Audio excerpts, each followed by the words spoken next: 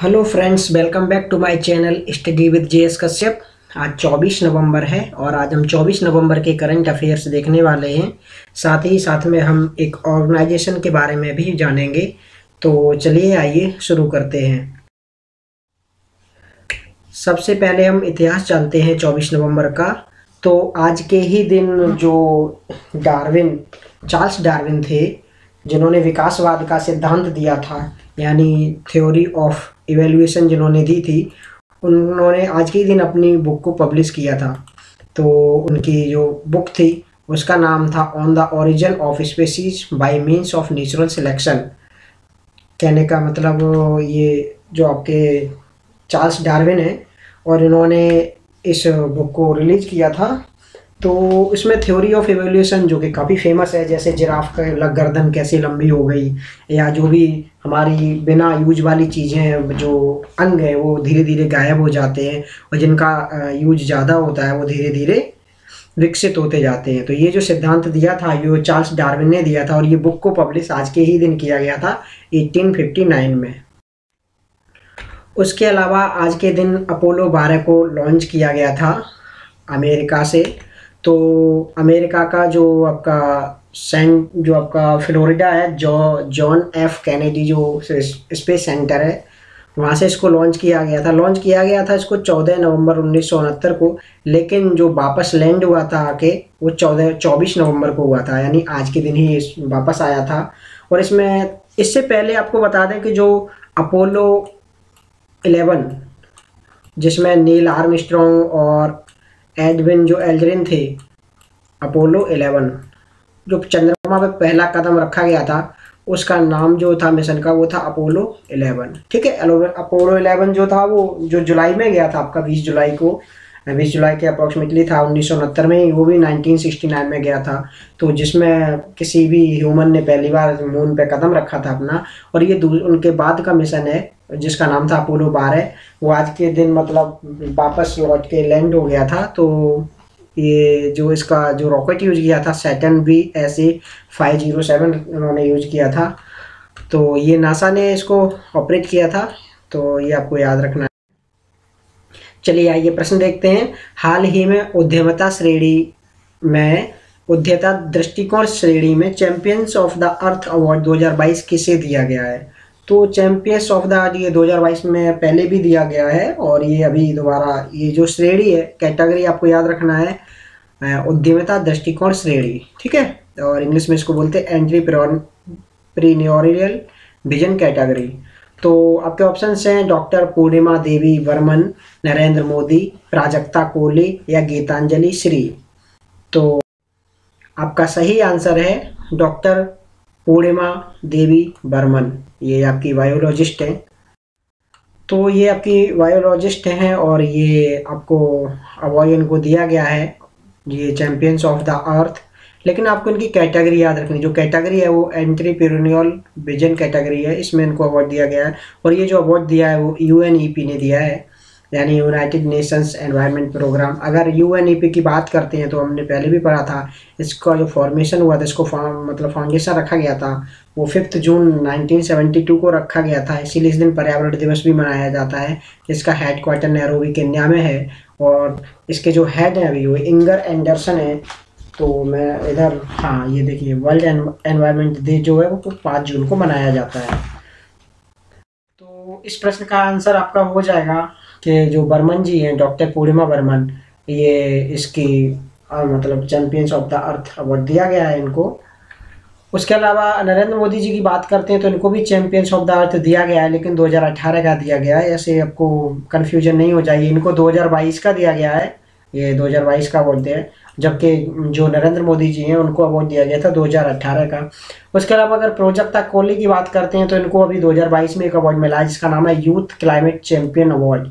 तो ये UNDP द्वारा दिया जाता है, यूनाइटेड नेशंस डेवलपमेंट प्रोग्राम, इसके द्वारा ये अवार्ड दिया गया प्राजक्ता कोहली को। और जो गीतांजलि श्री हैं इनको इंटरनेशनल मैन बुकर प्राइज 2022 का मिला है। ये भी काफ़ी इंपॉर्टेंट है, जिन्होंने ए टॉम्ब ऑफ सैंड की रचना लिखी है, नोवेल है उनका ए टॉम्ब ऑफ सैंड, यानी रेत की समाधि। तो इसीलिए इनको गीतांजलि श्री को इंटरनेशनल मैन बुकर पुरस्कार 2022 दिया गया था।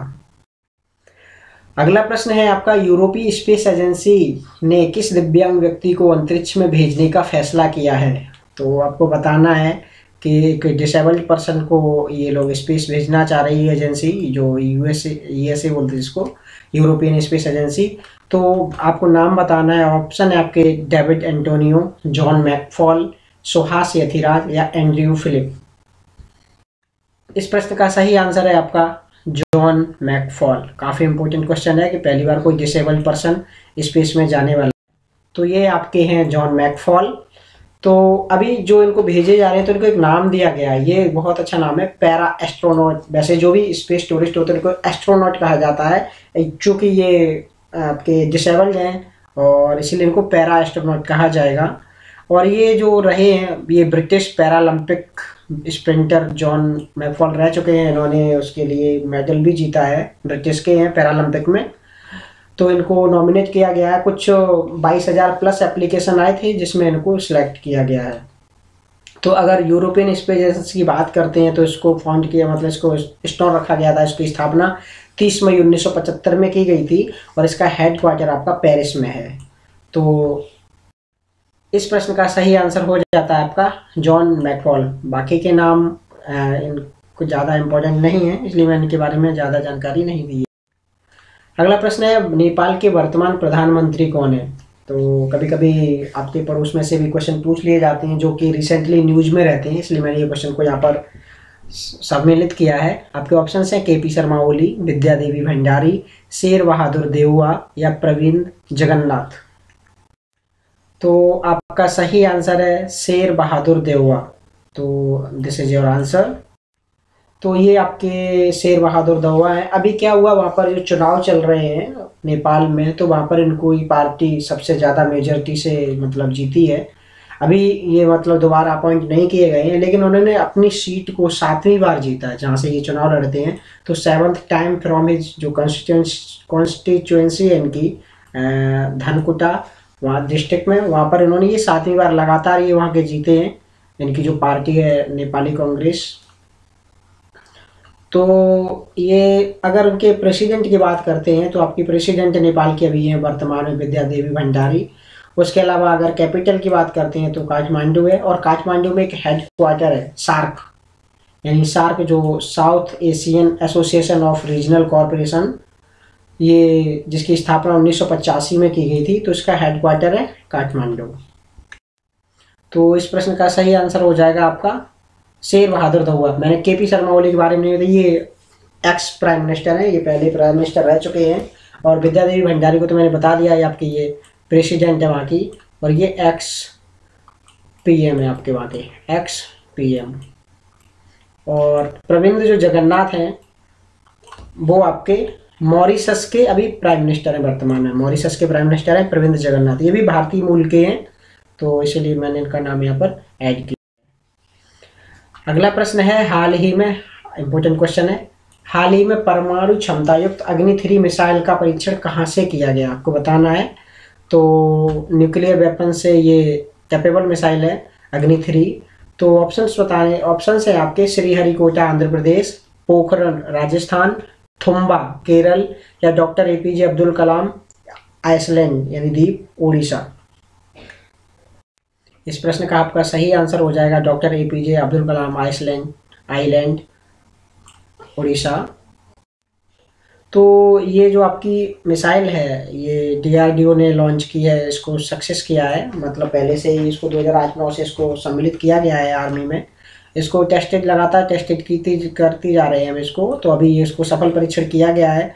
तो ये जगह है आपकी एपीजे अब्दुल कलाम जो आइलैंड है उड़ीसा का, वहाँ से इसको टेस्टेड किया है। ये आपकी मिसाइल है अग्नि 3। अगर ये देखा जाए तो सरफेस टू सरफेस आपको बाहर करती है, और इसकी रेंज पहले 3000 थी, अभी कुछ 3500 किलोमीटर इसकी रेंज दिखा रहे हैं। और ये कम से कम 1.5 टन तक हथियार ले जाने में सक्षम है, और ये न्यूक्लियर कैपेबल मिसाइल है। तो उसके अलावा अगर हम अग्नि सीरीज की कुछ मिसाइलें और देखते हैं जो कि 5 मिसाइलें मैंने अग्नि 3 के बारे में बताया है। तो अग्नि 1 जो मिसाइल है वो 700 किलोमीटर तक उसकी रेंज है, अग्नि 2 की रेंज 2000 हो जाती है। तो अग्नि 3 जो हमने बता दी इसमें नोट किया वो 3000 यानी 3300 या 3500 तक रहती है। अग्नि 4 यानी 4000 तक रहती है, और अग्नि 5 5000 या उससे थोड़ी सी ज़्यादा ये इसकी रेंज है। तो ये 5 मिसाइल हैं जो सरफेस टू सरफेस मार करती हैं, और ये आपकी बैलिस्टिक मिसाइल है, इसको मतलब इंटरमीडिएट बैलिस्टिक मिसाइल। तो इस प्रश्न का आपका सही आंसर हो जाएगा ये doctor APJ Abdul Kalam island, Orissa. Thumba देखा जाए, थुम्बा एक रॉकेट लॉन्चिंग सिस्टम है, मतलब ये साइट है जहाँ पर से रॉकेट लॉन्च किया जाता है। पोखरण भी आपकी एक साइट है टेस्टिंग की, जहाँ पर न्यूक्लियर टेस्ट किए जाते रहते हैं। और श्रीहरिकोटा ये आपका जो है यहाँ से स्पेस जो आपके क्राफ्ट हैं वो यहाँ से लॉन्च किए जाते हैं। अगला प्रश्न है, हाल ही में AICTE का नया अध्यक्ष किससे बनाया गया है? आपको जो अखिल भारतीय जो तकनीकी परिषद काउंसिल है, इसका आपको अध्यक्ष बताना है किसे बनाया गया है। काफ़ी मतलब चर्चा में रहा है ये पद, क्योंकि कभी किसी को अतिरिक्त प्रभार दिया गया था, जिनके जो इनके पिछले जो अध्यक्ष थे रिटायर हुए थे, उसके बाद अभी इनको परमानेंट अध्यक्ष इनका नियुक्त कर दिया गया है। ऑप्शन है आपके शांति श्री धूलीपड़ी, TG सीतारमन, जगदीश कुमार या दिनेश प्रसाद सकलानी। आपका सही आंसर है TG सीताराम। तो ये आपके TG सीताराम है, और ये इससे पहले IIT गुवाहाटी यानी IIT गुवाहाटी के निदेशक यानी डायरेक्टर रहे हैं। और इनको अभी AICTE यानी अखिल भारतीय तकनीकी शिक्षा परिषद, शॉर्ट में इसको AICTE बोलते हैं, जो भी टेक्निकल एजुकेशन होती है उसका बोर्ड है ये, उसका अध्यक्ष नियुक्त किया गया है। और इनको जो अध्यक्ष अभी जो कार्यकारी अध्यक्ष थे वहाँ के जगदीश कुमार उनकी जगह लेंगे। और ये सबसे पहले जो इसके अध्यक्ष रहे थे AICTE के, वो अनिल कुमार, जो अनिल सहस्त्रबुद्धे थे, उनको सेवानिवृत्त होने के बाद जगदीश कुमार ने इनको अतिरिक्त प्रभार दिया गया था, इन्होंने कार्यकारी काम किया था, लेकिन अभी इनको परमानेंट मेंबर बना दिया गया है, जो इनका नाम है आपका सीताराम। और अगर AICTE की बात करते हैं तो इसको फॉर्मेशन किया गया था 1945 में। तो इस प्रश्न का आपका सही आंसर हो जाएगा TG सीताराम। अगर हम शांति श्री धूलीपड़ी की बात करते हैं तो ये वाइस चांसलर बनाया गया इनको JNU दिल्ली की। जगदीश कुमार वहाँ से रिटायर हुए थे, उनको UGC भेज दिया गया था। तो यहाँ जगदीश कुमार के बारे में भी लिखा है, ये UGC जो आपका यूनिवर्सिटी ग्रांट कमीशन है उनका इनको हेड बनाया गया है। और दिनेश प्रसाद सकलानी की बात करते हैं तो ये यहाँ पर दिनेश प्रसाद ही लिख गया है, तो यहाँ पर हो जाएगा आपका NCERT। आप यहाँ पे चेंज कर सकते हैं, जो आपका NCERT आपका बोर्ड है उसका इनको अध्यक्ष बनाया गया है, NCERT।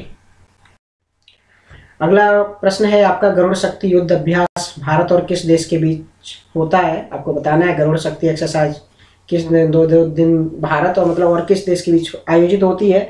ऑप्शन है आपके फ्रांस, श्रीलंका, इंडोनेशिया या ऑस्ट्रेलिया। सही है आंसर आपका इंडोनेशिया।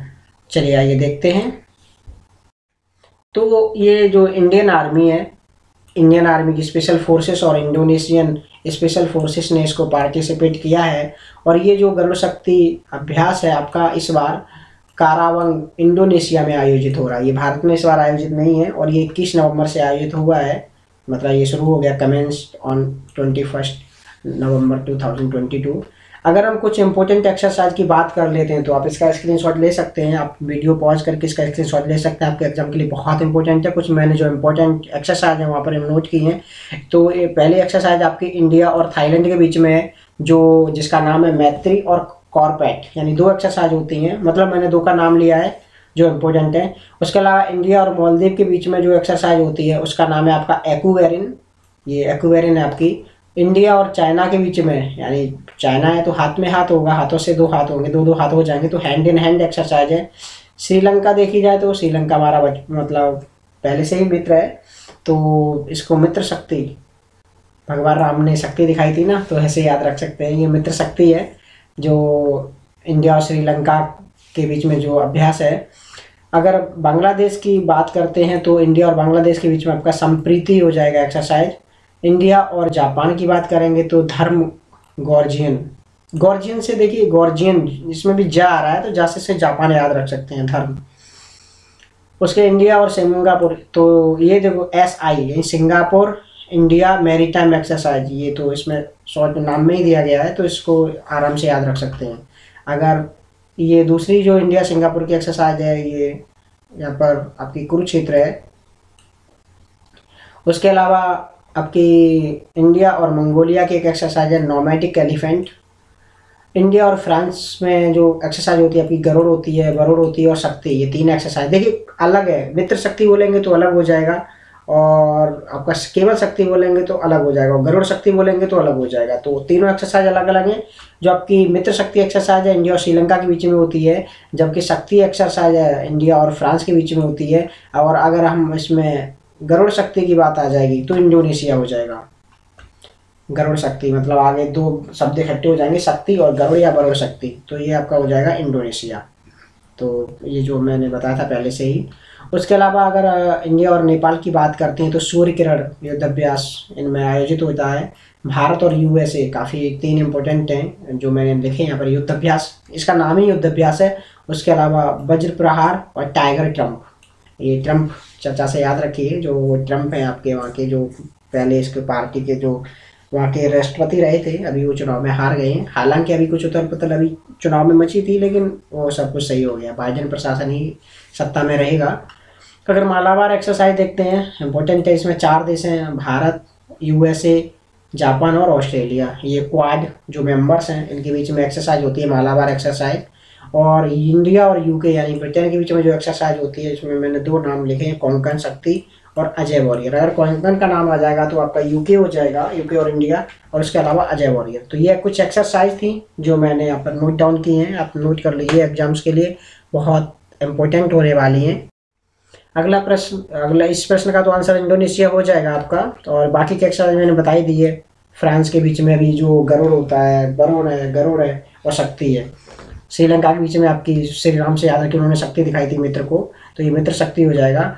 ऑस्ट्रेलिया के बीच में आपकी डेजर्ट एक देखना पड़ेगा उसकी, ऑस्ट्रेलिया के बीच में एक एक्सरसाइज है। अगला प्रश्न है, इंडो पैसिफिक रीजनल डायलॉग के चौथे संस्करण का आयोजन कहाँ हुआ है? ऑप्शन है आपके विशाखापट्टनम, हैदराबाद, जयपुर या न्यू दिल्ली। तो अभी इसमें न्यू दिल्ली में ये आयोजन हुआ है। तो इसकी जो थीम रखी गई है, थीम में इम्पोर्टेंट है, operationalising the Indo Pacific oceans initiative, इसकी थीम रखी गई है।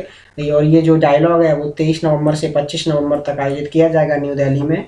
और इसमें इंडियन नेवी भाग लेने वाली है, ये इंडियन नेवी है आपका, ये भाग ले रही है। और इसमें देखा जाए तो जो इंडो पैसिफिक रीजनल डायलॉग, इसको शॉर्ट में IPRD बोलते हैं, इसमें 3 थीमेटिक सेशंस रहेंगे जो फोकस होंगे। पहला होगा ट्रेड कनेक्टिविटी और मैरीटाइम पर, यानी व्यापार, कनेक्टिविटी और मैरीटाइम यानी समुद्री पर, ट्रांसपोर्ट पर। दूसरा है capacity building and resource sharing, आप लोगों को रिसोर्स शेयर करने हैं और क्षमता मतलब बिल्ड करनी है। उसके अलावा मैरीटाइम रिसोर्सेज, जो समुद्री रिसोर्स है उनको आपस में यूज करना है। तो ये 3 मुख्य फोकस पॉइंट रहेंगे इस डायलॉग के।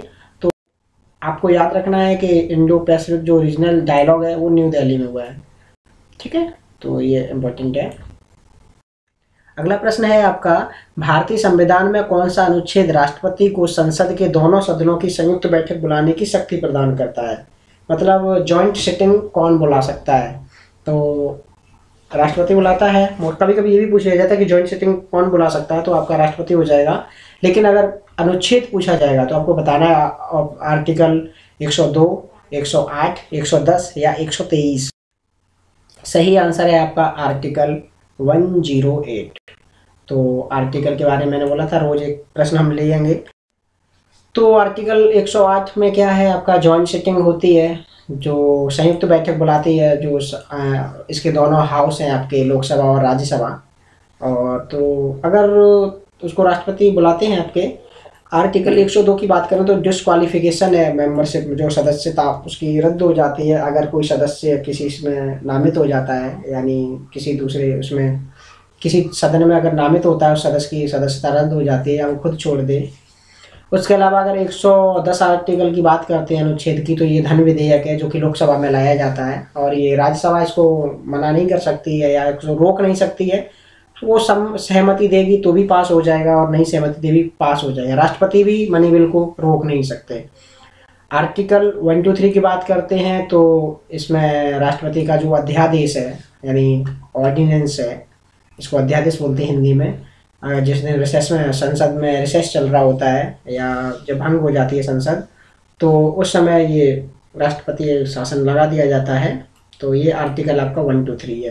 राज्यों में ये 213 आर्टिकल हो जाता है गवर्नर के लिए, जबकि देश के लिए जो आर्टिकल ये अध्यादेश है आपका 123 रहता है आर्टिकल। इसको आगे पीछे करेंगे तो गवर्नर के लिए हो जाएगा 213, और 123 जो आर्टिकल है आपका वो आपका राष्ट्रपति के ऑर्डिनेंस के लिए है। तो इस प्रश्न का सही आंसर हो जाएगा आपका 108, यानी जॉइंट सिटिंग की जो चर्चा की गई है वो 108 आर्टिकल में की गई है।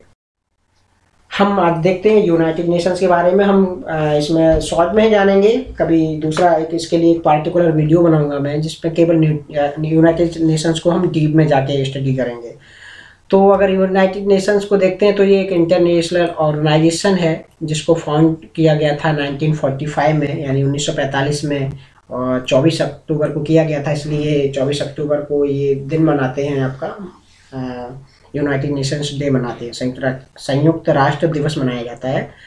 अगर इसमें मेंबर्स देखते हैं तो 193 आपके मेंबर हैं, और इसमें सबसे नया जो सदस्य है वो साउथ सूडान, जो कि सूडान से अलग हुआ है, अफ्रीका का एक देश है। अगर इसका नाम देखते हैं यूनाइटेड नेशंस नाम किसने दिया है, तो अमेरिका के उस समय के राष्ट्रपति थे फ्रैंकलिन डी रूजवेल्ट, इन्होंने इसको नाम दिया है। अगर इसके भाग देखते हैं, जो मेन भाग हैं इसके यूनाइटेड नेशंस के 6 भाग हैं आपका। पहला है जनरल असेंबली, जो कि सारी मीटिंग्स को होस्ट करता है, जो आपकी जो भी मतलब जो भी लॉज होते हैं या कोई भी नई समस्या आती है आपस में, उसमें ये बात करता है। दूसरा आपका यूएनएससी, जो सिक्योरिटी से बात संबंधित है। तीसरा इकोनॉमिक एंड सोशल काउंसिल, जिसको इकोसॉक कहा जाता है शॉर्ट में। उसके अलावा trusteeship council, international court of justice, और आपका यूएन सेक्रेटरी यानी सचिवालय। ये आपके 6 इसके पार्ट हैं। अगर इसका हेडक्वार्टर इसका फॉर्मेशन तो देख लिया हमने, 24 अक्टूबर 1945 को है। इसका हेडक्वार्टर आपका न्यूयॉर्क हो जाएगा, और इसके सेक्रेटरी अभी जो जनरल है अभी वर्तमान में एंटोनियो गुटेरेस है, पुर्तगाल के रहने वाले हैं। परमानेंट मेंबर की बात करते हैं तो 5 परमानेंट मेंबर हैं, यूएसए, अमेरिका, यूके, लंदन, रसिया, फ्रांस और चाइना। ये आपके 5 परमानेंट नंबर है, और इन्हीं 5 परमानेंट मेंबर के साथ वीटो पावर रहती है। तो ये सचिवालय है आपका यूनाइटेड नेशंस का। देखते हैं हमने जो इम्पोर्टेंट है इसमें से उनमें 3 को नोट किया यहाँ पर। यूएनएल जो जनरल असेंबली है, इसको विश्व की लघु संसद भी कहा जाता है, और ये इसका मेन जो डेलिबरेटिव, पॉलिसी मेकिंग और representative organs of the UN, ये उसकी कार्यकारी अंग है, मुख्य कार्यकारी अंग है इसका यूएनओ का। और इसके जो प्रेसिडेंट हैं अभी जनरल असेंबली के, जो मालदीव के विदेश मंत्री हैं अब्दुल्ला शाहिद, ये इसके अभी अध्यक्ष हैं, प्रेसिडेंट हैं। अगर सिक्योरिटी काउंसिल की बात करते हैं तो इसकी रिस्पॉन्सिबिलिटी है कि विश्व में आपका शांति और सुरक्षा को बनाए रखे। हालांकि ये अभी तक सफल साबित नहीं हुई है, चाहे वो यूक्रेन और रसिया का मुद्दा ले लिया जाए, या चाइना, वियतनाम, चाइना और आपका ताइवान का मुद्दा भी गर्म बना हुआ है। तो मतलब नाम के लिए एजेंसी काम कर रही है, लेकिन जब भी कोई बड़ा संकट आता है तो ये काम नहीं करती। चाहे इराक और सीरिया की बात ले लें, और भी कंट्री हैं, बहुत सारे ऐसे मुद्दे हुए हैं जिसमें ये आपकी सिक्योरिटी काउंसिल किसी काम की नहीं थी। अगर इसमें फॉर्मेशन देखते हैं तो इसमें 5 आपके परमानेंट मेंबर हैं, जो मैंने अभी बताए थे। रूस है आपका, यूएसए है, और आपका यूके है, आपका रसिया है, फ्रांस है, और आपका चाइना है। और 10 इसमें टेम्परेरी मेंबर होते हैं, अस्थायी सदस्य होते हैं, जो 2 साल के लिए चुने जाते हैं। भारत भी इसमें 8वीं बार चुना गया है 2021 और 22 के लिए, और इसमें इंडोनेशिया की जगह पर भारत को चुना गया था। जो परमानेंट मेंबर होते हैं उनके पास वीटो पावर होती है, यानी कोई भी अब बिल लाया जाएगा, कोई भी नया अमेंडमेंट लाया जाएगा, और अगर एक भी जो 5 परमानेंट मेंबर उन्होंने वीटो किया तो उस बिल को मान्यता नहीं मिलेगी, वो खारिज हो जाएगा। बहुत बार ये अभी जो रसिया के खिलाफ यूक्रेन में ये वीटो मतलब यूज किया है रसिया ने, उसके खिलाफ प्रस्ताव लाया गया तो उसने अपना वीटो यूज करके उस प्रस्ताव को खारिज कर दिया है। इंटरनेशनल कोर्ट ऑफ जस्टिस की बात करते हैं तो इसका जो हेडक्वार्टर है द हेग में, बाकी हेडक्वार्टर आपके न्यूयॉर्क में है, लेकिन ये अकेला ऐसा है जिसका हेडक्वार्टर आपका द हेग, जो जो आपका नीदरलैंड का एक शहर है राजधानी उसका, तो वहाँ पर यह आपका कोर्ट है। और इसमें जो इंटरनेशनल मैटर होते हैं उसमें ये केसेस होते हैं, इसी में यही है, मतलब इसमें सुने जाते हैं जो भी आपसी झगड़े होते हैं, मतभेद होते हैं देशों के बीच में, तो ये आपका कोर्ट होता है इंटरनेशनल कोर्ट ऑफ जस्टिस। तो वीडियो को पूरा देखने के लिए बहुत बहुत धन्यवाद। मिलते हैं एक नई वीडियो के साथ। और आपको अगर वीडियो पसंद आए तो लाइक सब्सक्राइब कीजिए, शेयर कीजिए अपने लोगों के साथ, साथियों के साथ, तो उनको भी आगे आने वाली परीक्षाओं में मदद मिल सके। हम आपको एक प्रश्न के साथ छोड़े जाते हैं। प्रश्न है आपका, हाल ही में किस राज्य में पहला हाथी मृत्यु ऑडिट ढांचा पेश किया गया है? काफ़ी इंपॉर्टेंट क्वेश्चन होने वाला है एग्जाम की दृष्टि से। उत्तर प्रदेश, तमिलनाडु, महाराष्ट्र या आंध्र प्रदेश? आपको जो भी आंसर सही लगता है आप कमेंट सेक्शन में दे दीजिए। आप हमें कमेंट सेक्शन में बता सकते हैं कि आपको किस टॉपिक पे आपको क्लास चाहिए। आप मैथ, रीजनिंग और कोई विशेष जीएस जीके का टॉपिक भी बता सकते हैं। हम कोशिश करेंगे उस पर जल्द से जल्द वीडियो बनाया जाए। वीडियो को पूरा देखने के लिए बहुत बहुत धन्यवाद। मिलते हैं एक नए वीडियो के साथ, तब तक के लिए नमस्कार, जय हिंद।